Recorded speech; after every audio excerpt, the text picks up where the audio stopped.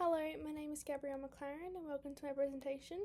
This presentation used Grammarly to check the PowerPoint for spelling and grammar. I can show my PowerPoint before Grammarly was used and no other use of AI was used throughout this PowerPoint. Today I'll be presenting the medication management, nursing priorities and safety considerations for Mrs. Shah Wang. Mrs. Wang is a 94-year-old woman admitted following a left hip replacement for a fractured neck of the femur. She lives in a residential aged care, normally mobilises with a wheeled walker and has a medical history of hypertension, osteoporosis, rheumatoid arthritis and a previous cerebrovascular accident with mild left-sided weakness. Following surgery, Mrs. Wang is receiving oxygen via Hudson mask at 6 litres per minute and she is currently hypertensive with a blood pressure of 90/60 millilitres of mercury and is lethargic and clinically dehydrated. Firstly, I'll discuss Mrs. Wang's regular medications documented on the National Inpatient Medication Chart.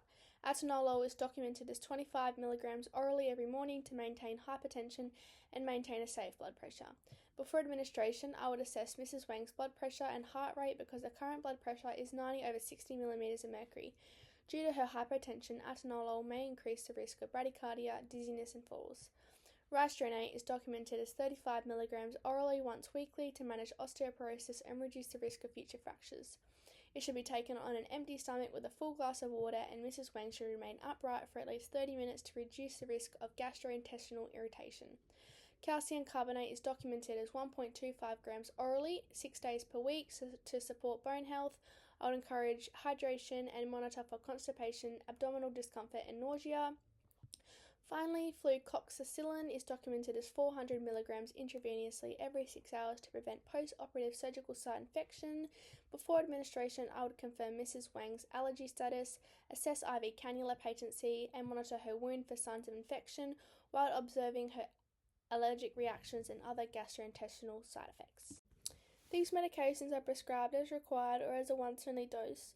Fentanyl is documented as 50 micrograms subcutaneously as required for pain with a maximum dose of 250 micrograms in 24 hours and is prescribed for breakthrough postoperative pain. The intended outcome is to provide rapid pain relief and improve comfort and mobility. Before administration, I would assess Mrs. Wang's pain score, respiratory rate, oxygen saturation, sedation score and blood pressure. After administration, I would reassess her pain and monitor for symptoms. Metoclopramide is documented as 10 mg intramuscularly every 8 hours as required with a maximum dose of 30 mg in 24 hours.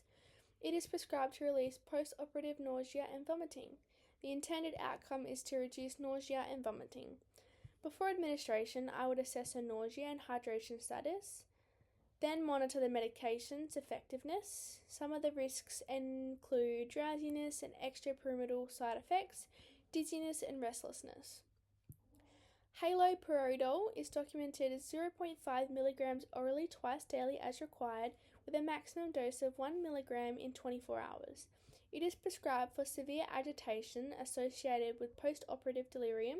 The intended outcome is to reduce agitation. Before administration, I would assess Mrs. Wang's cognition.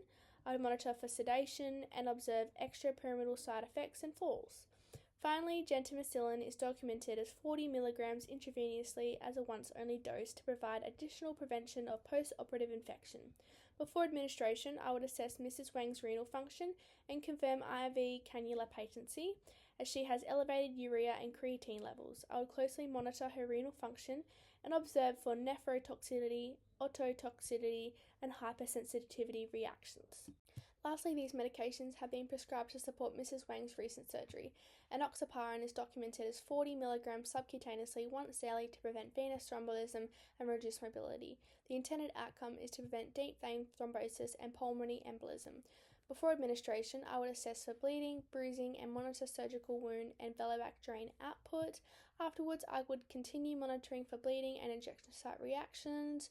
Oxycodone with naloxone is documented as 2.5 mg of oxycodone with 1.25 mg of naloxone orally twice daily to manage post-operative pain. The intended outcome is to provide effective pain relief, improve her comfort, and support early mobilization. Before and after administration, I would assess Mrs. Wang's pain score, respiratory rate, sedation score, and blood pressure. Paracetamol is documented as 1 gram orally every 6 hours. It provides regular baseline pain relief following surgery. The intended outcome is to maintain pain control and improve her comfort. I would assess her pain before and after administration, ensure the maximum daily dose is not exceeded, and monitor its effectiveness. Finally, diclofenac gel is documented as a topical application twice daily to manage pain associated with Mrs. Wang's rheumatoid arthritis. The intended outcome is to reduce joint pain, improve comfort and mobility. I would apply it to only intact skin, avoiding the surgical wound, and I would monitor for skin irritation, or reactions. Safe medication administration is essential for Mrs. Wang. The National Inpatient Medication Chart documents no known allergies, but I would always confirm her allergy status and identity before administering any medications. Mrs. Wang's high-risk medications include enoxaparin, due to the risk of bleeding, fentanyl and oxycodone, due to the respiratory depression, sedation, and falls. Gentamicillin, which requires close monitoring because of her elevated urea and creatine increase the risk of nephrotoxicity. I would also assess Mrs. Wang's blood pressure before administering atenolol because she is currently hypotensive. Throughout her admission, I would monitor her vital signs, respiratory status, pain, sedation scores, neurovascular observations, Bellovac drain, surgical wound, renal function, and fluid balance. Mrs. Wang is also receiving enoxaparin for VTE prophylaxis because of her recent hip replacement, age, and reduced mobility. Finally, her hypotension, dehydration, impaired renal function, and recent anesthesia all require careful medication assessment and ongoing monitoring. My first priority is maintaining hemodynamic stability. I'll monitor Mrs. Wang's blood pressure, fluid balance, and renal function because her hypotension, dehydration, and elevated urea and creatine place her at a risk of acute kidney injury. Intravenous fluids aim to improve her hydration, while atenolol requires careful assessment due to her low blood pressure. Persistent hypotension, reduced urine output, or worsening renal function would require immediate escalation. My second priority is preventing post-operative bleeding and venous thrombolism. I would monitor her Bellovac drain, surgical wound, and neurovascular observations.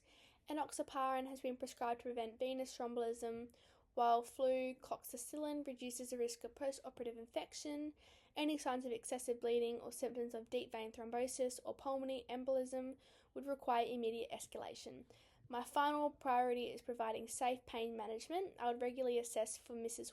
Wang's pain, respiratory rate, oxygen saturation, sedation score, and blood pressure. Paracetamol provides baseline pain relief, while oxycodone and fentanyl manage moderate to severe pain. Uncontrolled pain, respiratory depression, excessive sedation, or a reduced level of consciousness would require immediate medical review. Thank you for listening.